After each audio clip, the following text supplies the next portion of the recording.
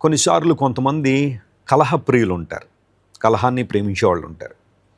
నీతో పోట్లాడడానికి ఎప్పుడూ సిద్ధంగానే ఉంటారు. నువ్వు మాట మాట్లాడితే ఆ మాటను వక్రీకరించి రకరకాలుగా త్రిప్పి ఏదో విధంగా నిన్ను అబాసుపాలు చేయాలని లేదా నిన్ను ఇబ్బంది పరచాలని చాలామంది ప్రయత్నం చేస్తుండొచ్చు. వారు ఎక్కడుంటారు? వేరే దేశాల నుండి రావక్కర్లేదు. కొన్నిసార్లు నీ కుటుంబ సభ్యులే, మీ సొంత అన్నో తమ్ముడో అక్కో చెల్లో లేదా తల్లిదండ్రుల్లో మీరందరూ బాగుంటే మీ చుట్టుపక్కల ఉండేవారో లేదా దూర బంధువులో దగ్గర బంధువులో ఏదో విధంగా కలహాన్ని ప్రేమించే వాళ్ళు ఉంటారు.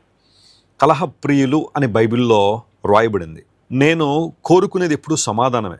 కలహప్రియులు ఎప్పుడూ నాతో ఉంటారు, కానీ నేను కోరుకునేది మాత్రం సమాధానమే.